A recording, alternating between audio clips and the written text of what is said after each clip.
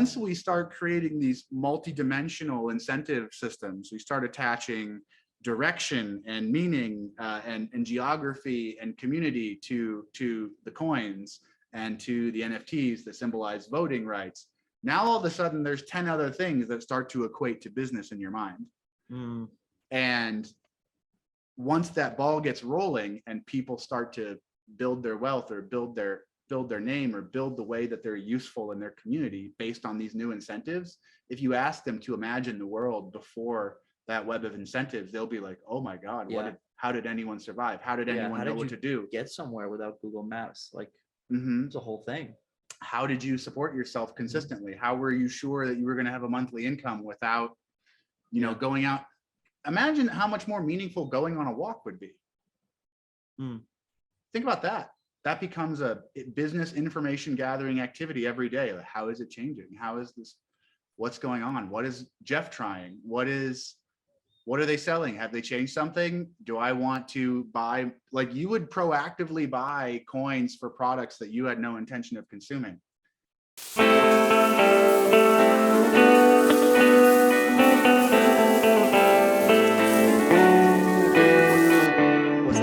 Discussing this while we're getting there. Yeah, but I want to get a good start to it. No, we make this mistake all the time. Start it now. We're gonna start it right now. We're gonna do it. Start it now. Okay. Start it. That's not how you start. Start it now. Go. Start the physical recording now. Live. No, it's already recording. Is it? Yeah, it's recording. Right, we're going. So, okay, guys, welcome to another episode of Crispy Crypto. Welcome to where we argue about starting to start. All right, so I want to dive into the three main ideas that we have been discussing that all businesses in the future are going to need to stay competitive. Yeah.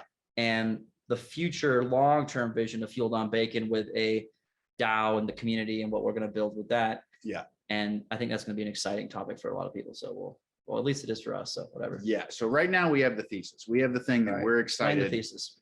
The thesis is so it follows from the mission, right? So our mission is we want to accelerate how fast people start experimenting with basic Web3 tools and business models, so that every interaction we have with businesses around us is richer, so that we're creating self-supporting communities where people have more ways to invest and get wealthy and support themselves, and for businesses to communicate what they need and to get the community more involved. We view this as in a meaningful and impactful way as well. It's something that's like, but there's we think that the extra incentives that can be created with crypto tools, even the basic ones, the ones right now that we can see working, will create a richer set of incentives that businesses and customers and owners can communicate with, that will correct some of the imbalances that a more primitive capitalist system creates. Right. It's essentially, it gets us to a more enlightened, or just a more nuanced form of a capitalist system that works better, just works better. And so those three business models, the three components that need to be tacked on to basically every business are a NFT, a collection of some kind, which basically expresses hierarchy, expresses who's who. You could think of this as voting a way, rights. Your org chart. Right. It's kind of your org chart, with like the base layer is just the common ones. That's like, oh yeah, this person's either a customer or regular. And or an accumulation of a certain number gives you higher privileges. Something. Voting rights. It can represent, a lot of different assets or facets of the business, right? But right there, right, we've just shown, we can see that just right there, we've added something to the interaction with the business, with a community. We've added something, and there's a million things you can do with it. But the key thing is that you start, and you start this interaction, you start playing with this concept. The next thing is probably a token tied to the core product, not to the organization. Right. So in the future, hopefully, nation states will correct their definition of an equity, or they will get the paperwork hurdles out of the way for declaring something as an equity. But until they do, we have to steer clear of it or go to a region where it's not an issue. But in the meantime, the next best thing we can do is create a token that's associated with whatever your core product is. Basically make it exchangeable one-to-one for if it works for your business. So it's really easy to think about this with a coffee shop. The coffee shop example is the easy one. Right. One coin, one cup of coffee. Yep. And you can see how this plays into a million different marketing experiments. If I'm an early investor, if I go into a coffee shop, they make great coffee, they've got great service, and I'm like, this place is going to do well. Like if you're there on a grand opening day and you say to yourself, I'm going to buy 10,000 of these cups of coffee right now. So these tokens, right? Yeah. The tokens that represent the coffee. Right. Or any other services. Yeah, you're not going to buy 10,000 cups. I was going to say that's pretty ambitious. You might. So you get 10,000 of these coins, and so now you have this redeemable supply of these coffee coins that you can either give out or you can speculate on. But the deal is they're going to get what, $10,000, more than that, whatever they sold those coins for. So they get that money, that helps that business grow and operate on day one, but when it was the hardest for them to get money. Right. So you're an early believer. You don't work for them. You just bought 10,000 of their coins. And now you have a vested interest in other people wanting that coffee. Exactly. So you go out and you tell everyone, you go to other coffee shops and you say, hey, screw this coffee shop, go to that coffee shop. Yeah. And then if the market price of that coffee coin goes up, well, you as one of the initial customers made a bunch of money. Right. So essentially you are creating this ability to have early investors get in without, like, you can go public on day one. And you're also creating incentive structures for people to have guerrilla marketing campaigns at the very get-go where they can say, okay, now I am a vested owner in this company. I'm going to tell everyone I want to know about it. You create people that are going to try to create marketing campaigns on their socials. You tell all their friends, and this virality can spread. This idea, this information can spread very quickly through people that are vesting in your company, essentially, like as if you're a public company and all you did was create a token and that represented, access to your store, or access to your products. Yeah. Mark Cuban famously, I think he spent a good portion of the 90s and early, probably still does this, where he made a bunch of money and he was going to start investing in it, and he was looking for advice. And I can't remember exactly the source, but he said the advice he got from his accountant or advisor, someone who he respected, was, what should I do with this money? And the advice was go long and go loud, which was the advice is buy chunks of a bunch of companies and then go be very publicly vocal on media channels about all of these things and be a direct influence on the value of those equities. This was in equities, but when you think about what that is, it's sort of an unfair sequestered rich person's game. So if the scale of what you can do that with is limited to large scale equities, then like how many people have the reach through media channels or the ability to buy a ton of equity in public companies to do that? It's not that many people. No. So it's kind of not fair, right? Yeah. But if I think about something as small and local as a coffee shop, and I give people economic games to play in their community where you buy a bunch of coffee coins and then you just go see what you can do to spread the word of that coffee shop with people you know. That's not hard to imagine. It's very fair. It's fun. It's positive for a community. And it's a way for, it goes along the dimensions of that talk we had about the optimal way for people to learn about investing. Yeah. To learn about interacting with business. I think vehicles like this will getting it as simple and down to like just the principles as you can in a very, very clean and effortless way of saying, yeah, this is an introduction where you can take, your child to a store. You could say, hey, look, this store is doing great. This store is doing great. They're, as opposed to the other store across the street, this store has more people. What does that tell you? Well, most likely they're doing better, and most likely they'll continue to do better because they found something that is representative of a solution to a problem that people have, and they're executing on it very well. So they're going to continue to grow. and you can invest in this company right now with this small little token.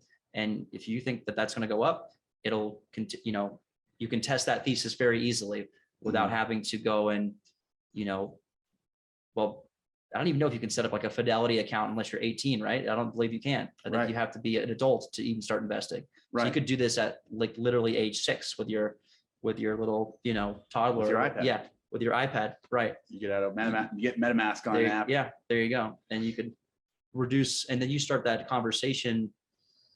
The dog can have a MetaMask wallet. The dog should have a dog should. Budget. You can stake toys, stake Kong coin. There you go. Which, yeah, we know the dog responds really well to these toys. We're gonna invest in this toy company. This dog clearly believes in these toys. So that's this idea is we want to make investing more digestible, more communicable to more people with things, and not just more communicable, but give them a way to interact with things they can directly influence. I can directly influence my local coffee shop. I can directly influence its success. I have so much less control or influence over anything larger, really, anything out of my locality. But that's where people should live and think, and that's what would create the strongest economic networks and communities if people could work on them together that way, and just by communicating more incentives. Right. So that's the second part of the puzzle. And so the NFT, which expresses who's who in this community, and where those spots are tradable or collectible. The coin, which is usually tied to the core product in a commodity related way, not in an equity based way. Exactly. And the last thing is that you need to have to have a strategy for secondary market activity. So the resale of your core product or whatever. So if you were to go to a business owner now and say, like, if someone buys your product and sells it to someone else, how much exposure do you have to that economic gain? Right. What's the answer? None. None, right? But that's one of the major innovations that we discovered in the NFT world, is that that's a default in the exchange of NFTs, or with the OpenSea marketplace, or LooksRare, or any of the other marketplaces that are popping up at this point. You can make it a standard that the original creator of the contract gets a benefit from the secondary market activity. So you have aligned the incentives of, say, an event producer and the scalpers. Right. For an instance of an example, a person who is throwing a concert, say, you know, someone who's going to, I guess Burning Man wouldn't be a great example because they do things differently. But if you had someone like Ticketmaster and they were throwing a Red Rocks concert, there's no incentive for them to allow scalping. In fact, they've taken steps to make it harder over the years, where you have it all on the digital app, and there's a QR code and it's like much more difficult to actually sell a ticket, and they want you to do it through their platform, and it's, you know, physical tickets are dying off, and there's very little incentive for them to, you know, like allow it or make it easy. But you could actually make it 100 times better for Ticketmaster. Like Ticketmaster could make way more money if they were to sell a ticket to the primary person who minted the NFT, and then that was their ticket. And then this person's like, you know what, I can't go to the concert. I'm going to sell it at even a loss. Then Ticketmaster's making money on that, instead of if they had just had a physical ticket, which sometimes people still do, but I think they've been moving away from that. But let's say the concert ended up being a massive sellout. You could have, you know, Odessa or someone's going to Red Rocks and it's now $400 a ticket. Well, they could sell that, or that's the going market rate on OpenSea. They could sell that, and then Ticketmaster is going to make, let's say, 5 to 8% reasonably on that, and that could be massive revenue, because then that person could speculate again and say, actually, you know what, I think I can sell it for 500, and you could have 5 iterations where someone's selling it and they would be making revenue on that. And, you know, Ticketmaster's probably not going to do that because they're a massively bloated 800-pound gorilla, but some much smaller, you know, local event producers could do this, and they could do it very easily with their community. Yeah, I'm trying to remember the name. I think it's called Get Protocol. There are Web3 startups that are experimenting exactly in this space of trying to improve upon ticketing, because it's such an obvious such an obvious place to go. But every business should have some way to benefit from this. Some amount of price setting should be done through floating prices. When we experience inflation, the coffee shop shouldn't have to change the price of the cup of coffee. There should just be a market value for that cup of coffee represented as a coin, and then the market demand is going to determine the price of a cup of coffee. Right. And so that'll naturally creep up over time if the dominant form of value communication in that area is inflating. And that's not necessary. It's just something we've been taught to accept, or that we do accept because we've seen it. Not taught to accept, experience. Right. Because the rules of the game determine the outcome. The way that the dollar is structured determines its behavior. Same thing, like, so with a coin, with any crypto coin, we have a bunch of little Alan Greenspans going around playing with all the tools of monetary policy, and they're seeing how all these experiments play out. So we're getting 20. I love you always use Alan Greenspan. Why not Ben Bernanke or something? I think Alan Greenspan was more respected as like a figure. OG. Yeah, he was. People really respected his knowledge as an economist and as a Fed chairman. I think if you were to have a GOAT contest between, he was the GOAT. He was the best economist to recent memory in that position. Okay, fair enough. So I go to Greenspan. I think a lot of people might not know who Greenspan is, so that's why. That's probably true. Yeah. But yeah, anyways. People can just assume there's an important. There's a guy out there who knows about monetary policy. His name is thought he was Alan awesome. Greenspan. Got it. Yeah, his name's Alan Greenspan. His name is Alan Greenspan. So there's 25-year-old kids out there now who have fabulous experience with monetary policy. They're designing incentive structures, both fixed supply coin issuance structures and inflation-based structures, where when you create an inflation-based structure where new coins can be issued, you have a supply mechanism and a burn mechanism. You have the way they come into existence and the way they go out of existence. And you look to balance those two things in order to approximate something like a stable supply, or maybe not. Maybe you do let it creep up, whatever. You can run all sorts of experiments. But the point is that we get to a point where when we set up a system, we can predict how it's going to behave with great accuracy. We want to deliberately set up our incentive structures to get a particular result and have that result make sense to the largest number of people interacting with the system. And the only way you really get to that result is through lots of iterations, experiments, and lots of them. You want to take everything that is treated as too serious to mess with and turn it into a plaything, and then let it grow back into something serious again. That's what essentially DeFi has become in this space. Is like, let's just throw everything against the wall and see what sticks. And some things are going to get, hacked, or some things are going to go to zero, and some things are going to be rugs or whatever, but some things are going to work. And it's going to be exactly what happened in the .com era. Yeah. And some things are going to really work. Yeah. Some things are going to work more than you thought things could work. Like Yuga Labs and Bored Ape. That worked more than you thought anyone would have thought it could work. Yeah.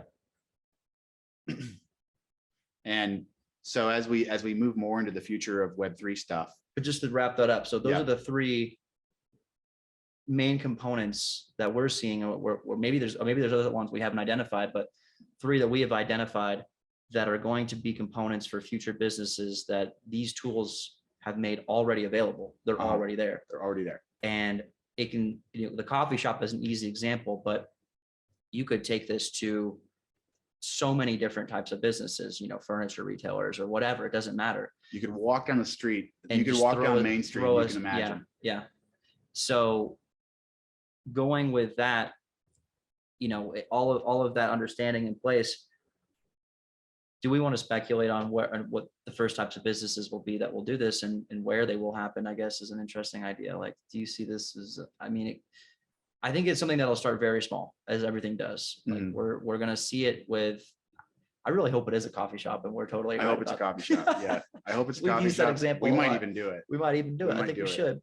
I think, We yeah. could totally find a coffee shop here. We could go out and I guess before we get there, I Yeah. want to go into so those are the three tools. It's the NFT collection, the coin, Token. the secondary market strategy, right. and our role in that. We want to build this vision of what to do, how to do it, and then we are going to, as time goes on and we're gathering resources to help people do it. In a lot of Right. cases, just to get the ball rolling, we will probably volunteer to launch the contracts and put the things in place just because we want to see the experiments. Yeah. We want to see the ideas that regular business people have all over the place, because it's one thing for the grand architects of the space to just be geniuses and create things that they think people need. Mhm. But there's a different type of creation that comes from the grassroots. just whoever Yeah. trying stuff. Mhm. And people come up with nonlinear, interesting intuitions and things to try. And some people just find a formula that works, again, like more than you thought things could work. Right. And I have no doubt that there's a number of those experiments yet to be run out there. And a big part of tapping into the human potential of businesses is to just get the basic tools into a lot of hands, into a lot of communities, to engage that form of chaos.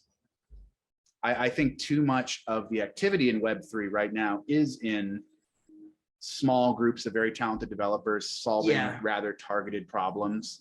And we need, or even just even just not even solving problems, but just in this kind of masturbatory effort of just of Web3 just jerking itself off and not integrating with the real world.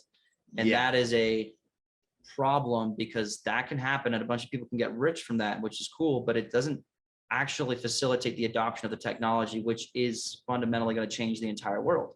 Yes. It's going to change everything, right? Yes. It already has begun to do so. And so it is very much in our best interest to see that adoption happen, because the risk is that it happens too slow. And that it doesn't, and that regulators or people are able to slowly wrap their head around it and be like, oh, we don't like this. We want to keep everything with like the 5-year IPO process to go public.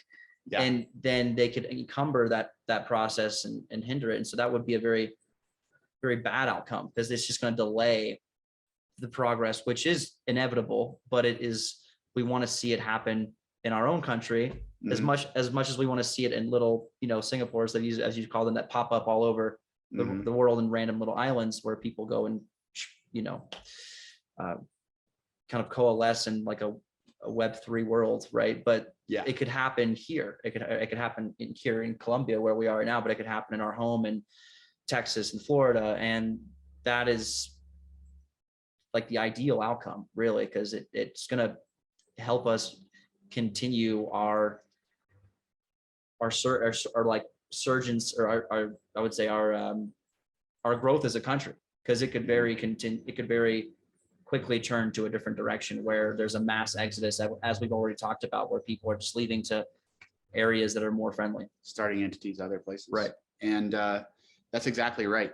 Part of this is that I want everyone to have some core interactions with these technologies so that they have an experience of it. They have a positive experience of it, preferably a positive experience of it, but I'd prefer just an experience of it. Because when I walk around like my hometown now, if I get on this subject, if people ask me why I'm there, why I live there, and why I moved there, oftentimes I get onto this subject and I find myself describing what the subject is more than I end up discussing nuances about it.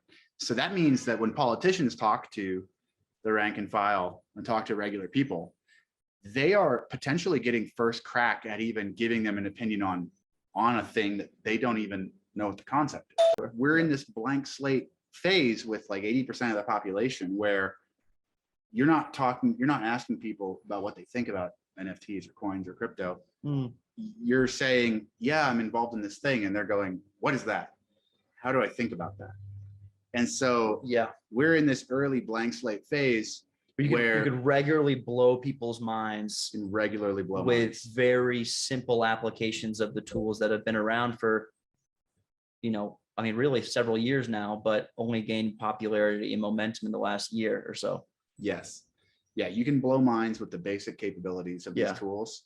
And it tells me that a lot of what needs to happen is not for us to go deeper on the tools. In many cases, it's just to go wide with the tools. It's just for more people to just have the expectation that when they're interacting with someone, that someone already has an experience of and uses this stuff on a daily basis. And once that expectation is in place, the knock-on effects of that expectation are huge. And the education of this is also a really big piece. And something I was just thinking about is like, these are very simple ideas, kind of to some people. You sit down with someone, you can help them grasp it, right? Mm-hmm. The more complicated piece becomes integrating it into your business workflow. Mm-hmm. And that's actually where you're going to get frictions from people. Is like, well, in Miami, an idea like this might be very popular at some businesses because it's like super crypto. I'm like, oh, fuck yeah, I could get my MetaMask out. I could like, yep, there you go. At the coffee store, you could do all these things. That does create frictions to the sale for a lot of people in certain businesses if they have an uneducated customer base. So there is this dance that has to happen between entrepreneur and their customers in that, in that space where they have to make it seamless. We need tools that make it seamless as well. Mm-hmm. So this is something else that needs to happen. Yeah, need tools and more than anything, not more than anything, but very important. It would be nice if uneducated politicians who didn't form an opinion before broadcasting a bad You're asking idea. for a lot, man. I don't know if you're asking for. So you've got people out there that are really showing their age, showing their lack of savvy and education at scale. Right. So Elizabeth Warren, I'm talking to you. You are wrong. You don't know what you're reading, or if you do, you're malicious. At worst, you're malicious. At best, you're ignorant and causing horrible damage in society. It was like how telling it was when you had Zuckerberg get in front of Congress. Yeah. And you're just like, Jesus. Like, yeah. This is, it's the same thing with crypto. I mean, who is who got up recently in front of the Brian Armstrong is the CEO, right? Of Coinbase. Of Coinbase. Yeah. And he was being interviewed by Kamala Harris. And she was just not getting it. She's not getting it. And I was like, or no, it wasn't Kamala Harris. Sorry. No, it was AOC. Okay. Yeah. He was being interviewed by AOC and she was like trying to frame him and like attack him. Like he was like, it was just a very weird thing. He's just like, no, this is not, I don't know why you're asking me questions like this. Like, that's not what this is. I'm trying to I do kind of like AOC because as aggressive as she is, and even on like things I don't agree with that she says, she is still she evolves over time.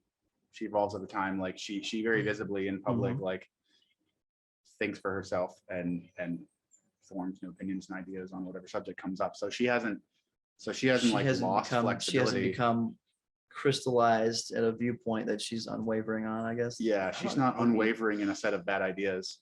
She's at least wavering in whatever. She got a little bit of wavering going on. Fair. But okay. yes, I remember. Yeah, she did talk to Brian Armstrong. Yeah. And I can't remember the specific context of that. But what I always talk about in this case is like when Zuckerberg came in front of Congress, it showed how far behind modern technology that regulation was. Yeah. And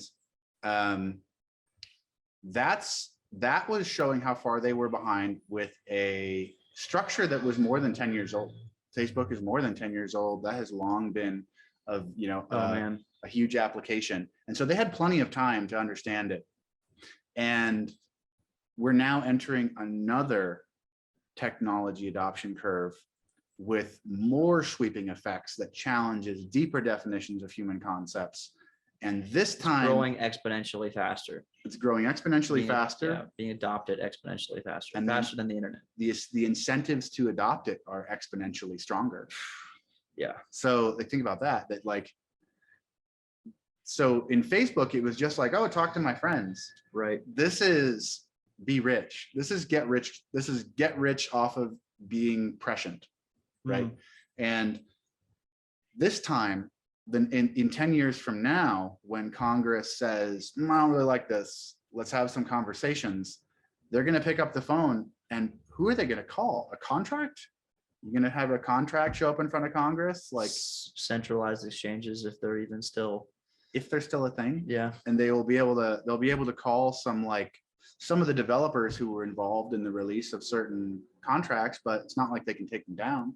And they don't need to show up either. And they don't even show up. They might not even be in your country at that point. Yeah. They probably won't be, especially if you've discouraged that innovation in your country. Yeah. Almost certainly those people either won't be there or will have expatriated. And so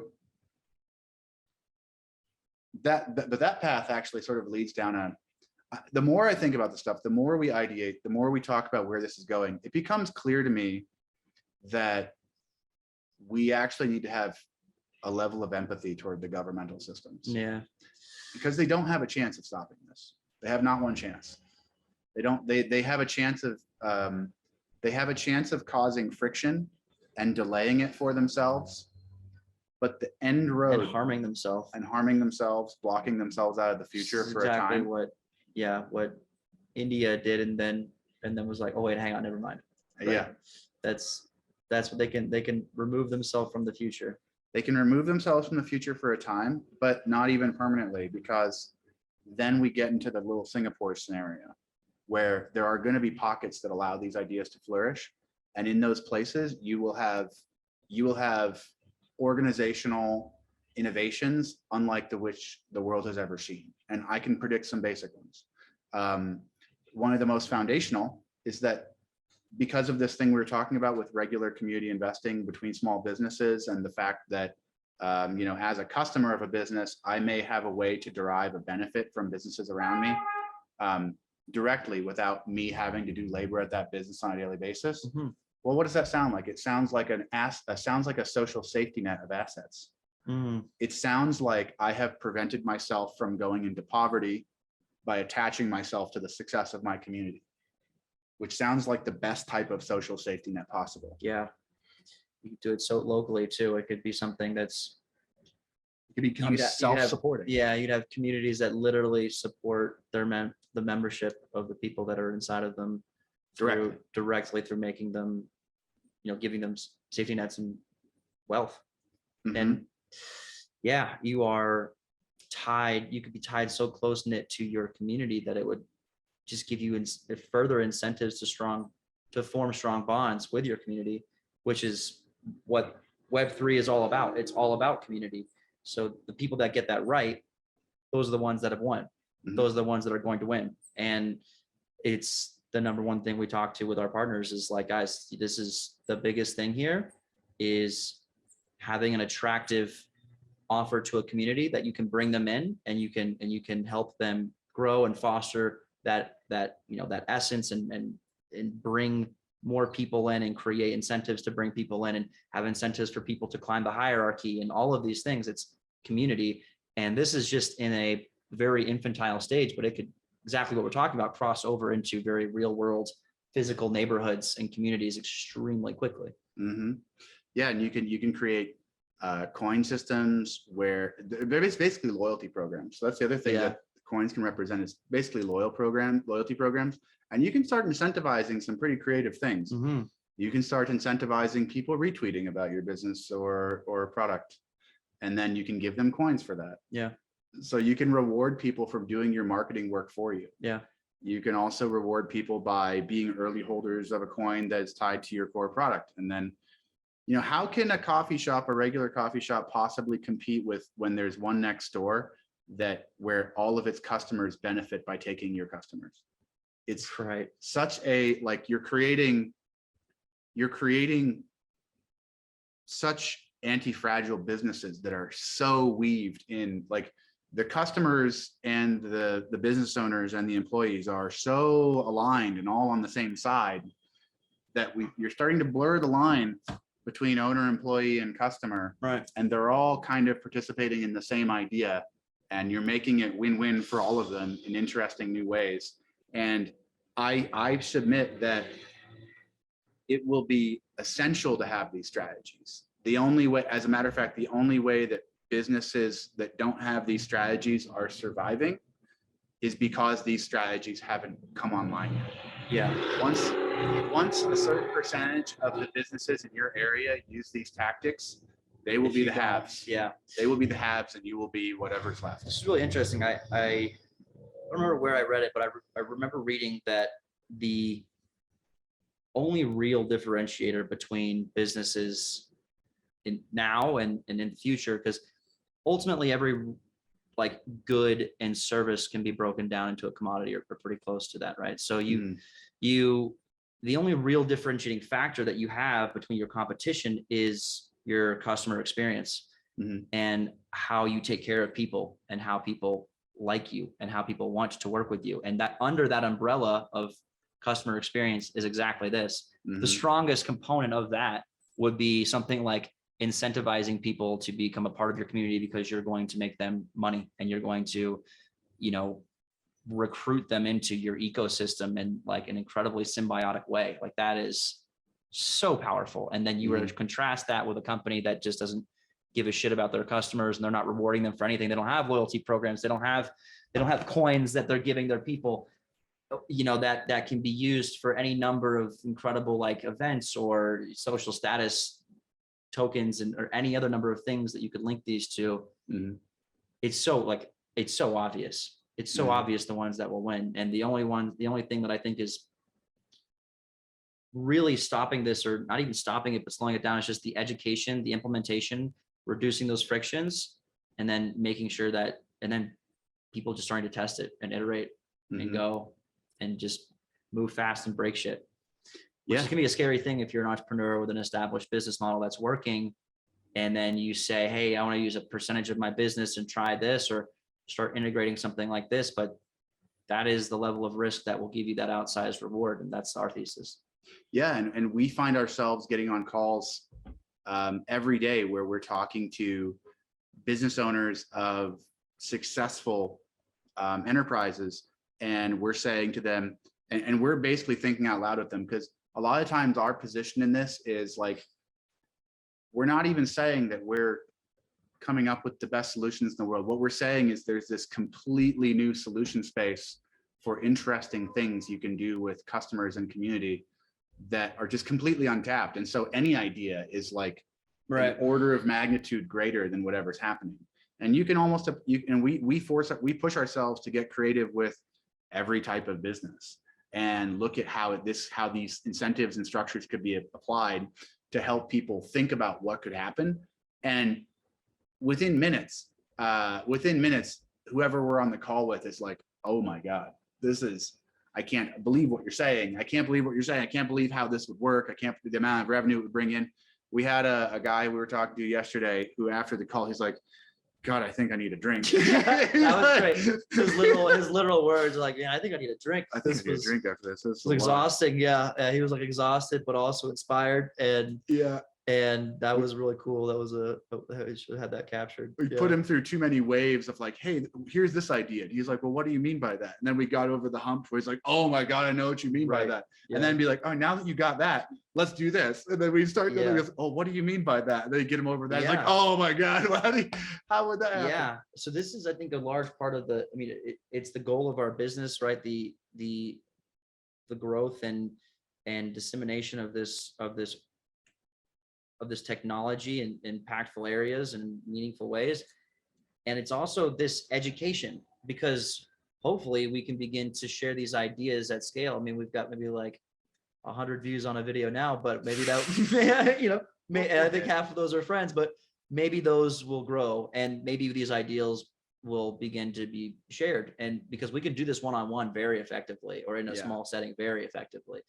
And that's an interesting, maybe we can segue into the grander scale. Like this wasn't, an idea that I shared with you that I think you at first were like, I don't know, man, that sounds like some hippie shit, but but I think you ended up thinking about it a bit more. Like that's actually really cool, where we believe a really fun vision for our brand and our team and the community that we want to build, which consists of a lot of team members and partners and networks and connections and advisors and friends as well.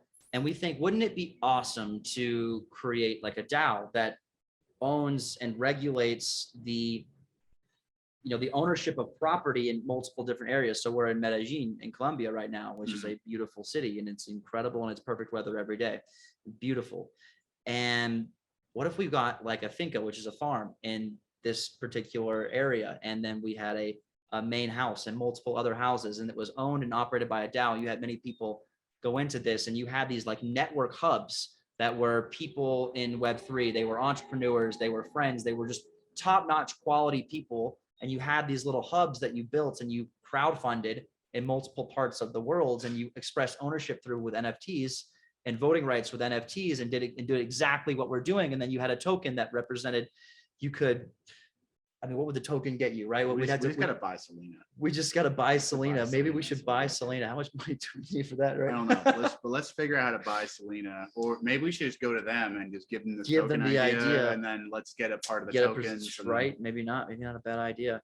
This is the way to go. Yeah, don't take that idea, anybody. But this is I think a vision that would be so exciting in this space, and it really does come down to community and just like finding good people to share amazing ideas with. And that has been the thing that we have found so seamlessly in this space as we've been involved in it, is just an incredible group of people with a like similar value systems of like open-minded individuals, people who are very free speech. They want less control in government. They want more free flow of ideas and information. And like, it's been really cool and awesome as we've gone further and further into it. So I think building some sort of community around that would be a really interesting, idea. And you could have these little mini municipalities that just kind of pop up everywhere. I think there's a bunch of ways to do it. I think in large measure by helping businesses graft these tools onto their businesses and doing it somewhat directly, and being an early investor effectively is what we'd be doing. Being an early investor in a number of facilitating it for them, right? Yeah, facilitating it for them, and then for our part in it, expressing our influence on what happened there. We cut some deal where we're proportionally some level of token holder or influencer in that space, and then through doing that many times, we're building up a treasury. We're building up a treasury essentially of NFTs and coins of our own creation that gain real world value through actual economic activity. So I think that's sort of, and I think an underexploited direction right now is well, how do I, in a pure DeFi environment where people are creating a coin and trying to give it value, they're making their lives really hard trying to give this coin value without attaching it to anything that people know. Yeah. But it seems like destiny really to tie these coins to real world items and things, and let people see and feel that connection. And then your coins have real value. They have real value. Like if I back a coin with a cup of coffee, that's however you perceive that, I've backed it with a real value. I've backed it with a real thing that you can go do. Yeah. I've given you a secondary market game to play, and I've potentially given you incentives to go and promote the popularity of a particular entity. I've done a lot of things with that one incentive, with that one set of incentives, and the actions. So one problem in a free market economy is that it's not quite clear what to do. If you're a new participant in the game, it's not quite clear what to do in order to participate in it and how you can benefit from it and how you can interact with it. But with more nuanced incentives, you would have more signals. right now, like pricing signals are kind of a simple thing that says, well, this thing is valuable and this thing is not, and this thing was a high price, now it's a low price, or this thing's a low price, now it's a high price. And so it communicates how you should view that thing, how that thing is coming into or going out of demand. But by putting more nuance on it, by saying that this form of value is attached to this location for this purpose, you're providing more information, you're providing more dimensions on pricing signals, and you're providing incentives for marketing, and you're providing incentives for community, which is, when you think about it, it's more information, and it goes along that analogy where we said, well, think about what was people's relationship with the phone 30 years ago? Your phone was a box that you punch in some numbers and it called someone. It did one thing. It was a concept, and it was phone, and everyone knew what that was. And it was phone. It was phone, and everyone knew what phone was. And then so we get into the mid 2000s, and Steve Jobs brings us the iPhone, and now all of a sudden we don't know what phone is anymore. Right. We have no idea what phone. We know what phone is. Phone is now a rectangle. The icon for phone changed. It's now a rectangle, and it does 100 things, one of which is phone, and we don't even use it for that anymore. Yeah. Really, like every now and then, but not as much. Got a phone right there. It's still an old phone. Yeah. No one's used it. No one's used it in years. I didn't even know it was there till just now. But in the same way, right now, when we think business, when you go into coffee shop, you buy a cup of coffee, and that is business. That is business. That's all you know. That's all the business is. Right. But once we start creating these multi-dimensional incentive systems, we start attaching direction and meaning and geography and community to the coins and to the NFTs that symbolize voting rights.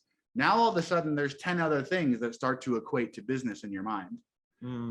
And once that ball gets rolling and people start to build their wealth or build their name or build the way that they're useful in their community based on these new incentives, if you ask them to imagine the world before that web of incentives, they'll be like, oh my God, how did anyone survive? How did anyone know what to do? Get somewhere without Google Maps? Like, it's a whole thing.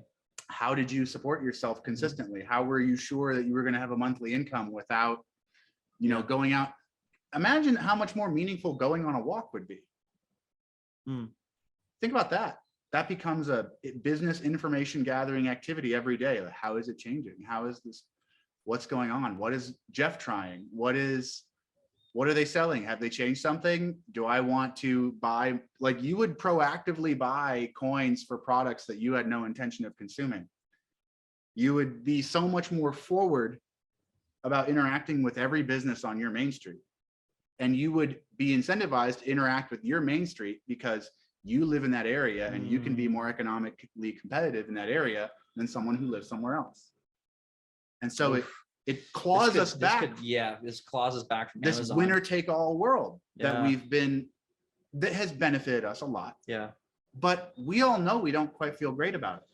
We don't feel great about the fact that we've disadvantaged the people next to us in favor of getting this benefit from people that are far away from us. And you have to be willing, and you have to be willing to like lose on some level financially to go and in a lot of ways partake in a local economy versus something like Amazon, right? So to go and order or to go and buy a pair of sneakers from your local sneaker store versus getting them on Amazon 30% cheaper or on Zappos. But maybe not now. Yeah. I mean, like, and that's that complete, because it all comes down to incentives, right? What's the incentive is? Well, I'm saving money and I got a lot of shit that I need to buy to sustain my life and my family and all of this. So I mean, but if you could flip that and you could say, oh, now this is actually incentivizing me even further and it's supporting my community. And these are people that I know and trust and love. And so that. And they provide part of my income. And by them doing better, I do better. Yeah. By me giving them cash now to support their operations, I assure that they do better, which assures that I do better, which assures that more investment comes, which assures that my community stays a rich economic experience. Man. And this is what's coming. I think this is the vision that I feel like to me is obvious. It feels obvious to me, and it feels like I feel like I'm playing with a small set of principles and building a world inside my head. And I feel like it's doable. And I feel like I want to go into little groups and communities and say, like, we don't need any more innovation. Here's the tools, try it. And do you think there's anything you're missing? probably. Yeah. Right. What do you have any ideas on what that could be? I guess not, because you don't By definition, no. What are you missing, buddy? I don't know. Couldn't tell you. Yeah, man, this is a very interesting topic. I think we could explore this further, but that's a pretty good pod right there. Yeah, it's a good one. Anything And you want to? it's in glorious Technicolor.